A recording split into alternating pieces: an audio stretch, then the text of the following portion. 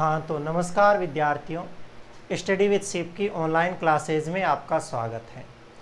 तो आगे चलते हैं, अपन प्रकाश वाले पाठ के अंदर ही अपन ने एक उदाहरण कर लिया था पीछे की क्लास में। दो उदाहरण और आपको सामने दिख रहे होंगे। एक जो उदाहरण था बहुत अच्छा उदाहरण था, उसके अंदर ही सारी चीज़ें अपन ने पढ़ ली थी कि प्रतिबिंब कब कैसा बनता है, कब कैसा नहीं बनता है, किस समय आवर्धित होता है, किस समय छोटा बनता है, किस समय बड़ा बनता है। आपके दिमाग में दोनों बातें साथ में चलनी चाहिए।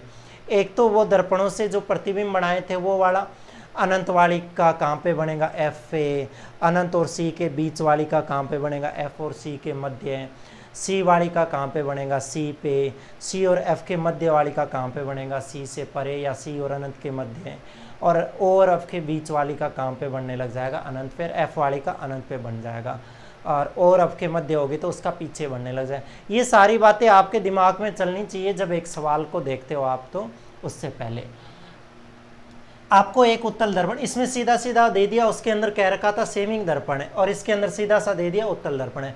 तो सिंपल सा मैं एक उत्तल दर्पण बना दूं, ये लो, बनाना जरूरी नहीं है पर मैं बना दूं, एक उत्तल दर्पण बना दूं, ये लो। आपको ये पता चल जाना चाहिए उत्तल दर्पण बनाते ही इसकी कि फोकस दूरी और वक्रता त्रिज्या जो होती है वो तो इधर होती है, तो वो तो प्लस की आएगी। बिंब को तो हमेशा इधर ही रखा जाता है, तो वो तो माइनस की आएगी। एक उत्तल दर्पण की फोकस दूरी 30 सेमी है, मतलब यहाँ से यहाँ तक की इसकी फोकस दूरी है वो कितनी दे दी, 30 सेमी दे दी। यदि एक बिंब का आभासी प्रतिबिंब दर्पण से 20 सेमी दूरी पर बनता है, इससे प्रतिबिंब कैसा बनेगा। आभासी, सिंपल सी बात है, आभासी ही बनना है। दर्पण से 20 सेमी दूर बनता है, 20 सेमी मतलब 30 सेमी पर तो ये है खुद, तो 20 सेमी मतलब यहाँ कहीं बनेगा, यहाँ पे बना दो।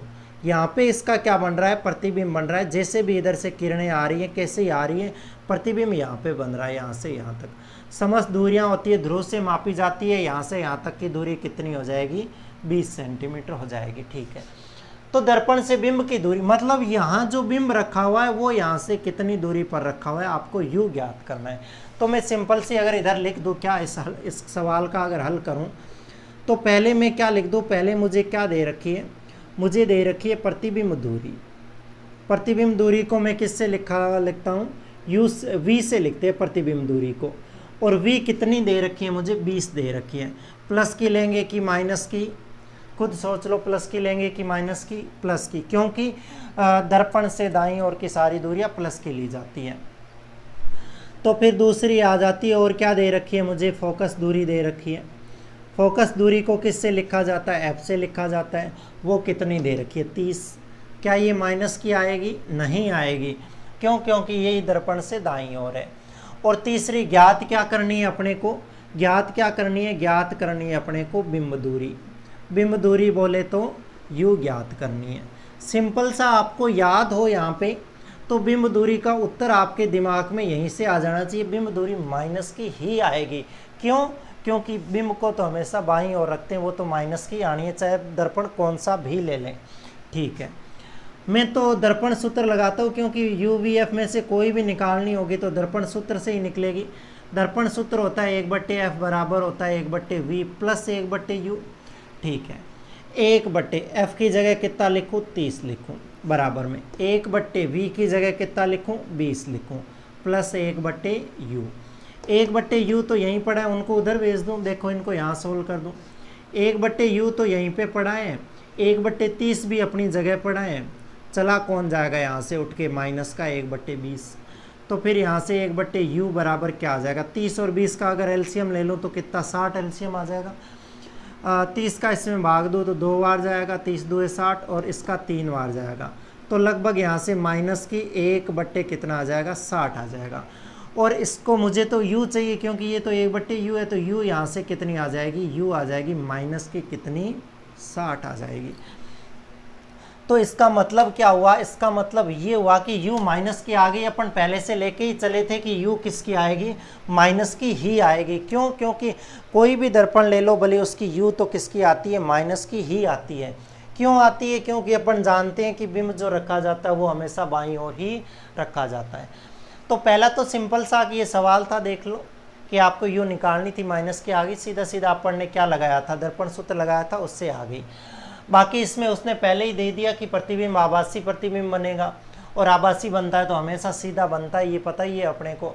और यहाँ से देख लो u बड़ी है कि v है, u तो कितनी है 60 है, और v कितनी है 20 है।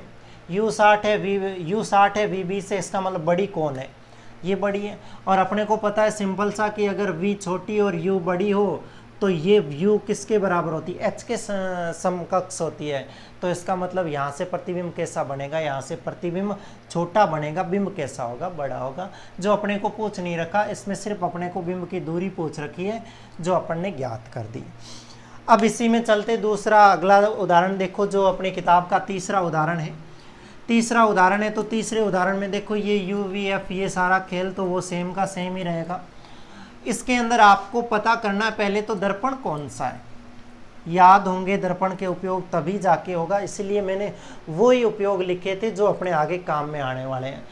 तो दो काम हो जाएंगे, एक तो उसके उपयोग याद हो जाएंगे, दूसरा यहाँ से दर्पण समझने में सरलता होगी।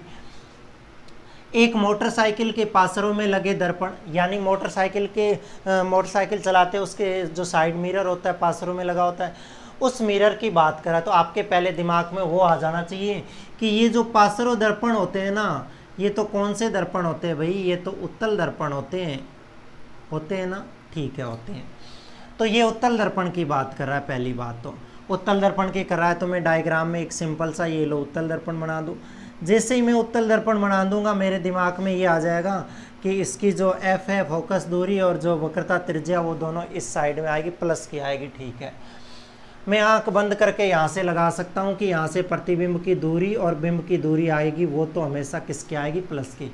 मैं आंख बंद करके इसके आगे माइनस लगा सकता हूँ क्योंकि बिंब दूरी तो हमेशा किसकी होगी, माइनस की। ये सवाल करोगे तो आपके दिमाग में अपने आप आती जाएगी बातें। लगे पासरों में लगे दर्पण से एक कार 4 मीटर की दूरी पर स्थित है। उस दर्पण के अंदर पीछे से जो कार आ रही है वो 4 मीटर दूरी पर है। तो इसका मतलब उस दर्पण के लिए वो कार किसका काम कर रही है, बिंब का काम कर रही है ना। प्रतिबिंब तो जो उसमें दिखेगा वो होगा ना, तो वो कार है, बिंब है, इसका मतलब उस कार की बात कर रहा है। तो ये किसकी बात कर रहा है, यहाँ पे बिंब की बात कर रहा है। और ये कार यहाँ से 4 मीटर दूरी पर है, मान लो यहाँ से यहाँ तक 4 मीटर है, इसका मतलब u अपने को कितनी दे रखी है, 4 मीटर। u 4 मीटर है तो u पहले से ही माइनस की लेते हैं, तो फिर ये 4 मीटर किसकी आ जाएगी, माइनस की आ जाएगी। ये मीटर में है तो मीटर में चलेगी, आप बदल के इसको सेमी में कर सकते हो तो कर लेना, बाकी ज़रूरत नहीं है। पहली बात, यदि दर्पण की फोकस दूरी 1 मीटर हो, इस दर्पण की यहाँ से यहाँ तक फोकस दूरी कितनी दे दी, 1 मीटर दे दी, ठीक है। फोकस दूरी प्लस की होती है इसके अंदर, तो ये प्लस की 1 मीटर लिख दूँ मैं, ये लिख दी। और ये प्रतिबिंब दूरी तो वो क्या करवाना चाह रहा है, ज्ञात करवाना। तो दर्पण में दिखने वाले कार का प्रतिबिंब की स्थिति प्रकृति ज्ञात कीजिए, कैसी उसकी स्थिति होगी, कैसी उसकी प्रकृति होगी, कैसा उसका स्वरूप होगा। तो ये प्रतिबिंब दूरी भी ज्ञात करनी और m भी ज्ञात करनी होगी। मैं यहीं पे साथ में लिख देता हूँ, कहाँ पे, यहाँ पे, कि आपको m आवर्धनता भी ज्ञात करनी पड़ेगी, जिससे आपको इसके स्वरूप और का पता चल जाएगा। तो ये सूत्र लगा दूँ मैं, 1/, f की जगह कितना लिख दूँ, 1 लिख दूँ, 1/1 बराबर में 1/, v तो ज्ञात करना है मुझे, प्लस, और ये 1/u की जगह कितना लिख दूँ, माइनस की 4 लिख दूँ, ये -4। मुझे तो v निकालनी है तो 1/v यहीं पड़ा है, वो 1 वहीं पे 1/1 हो जाएगा, ये उधर जाके प्लस का हो जाएगा 1/4, क्योंकि माइनस का 1/4 प्लस का हो जाएगा।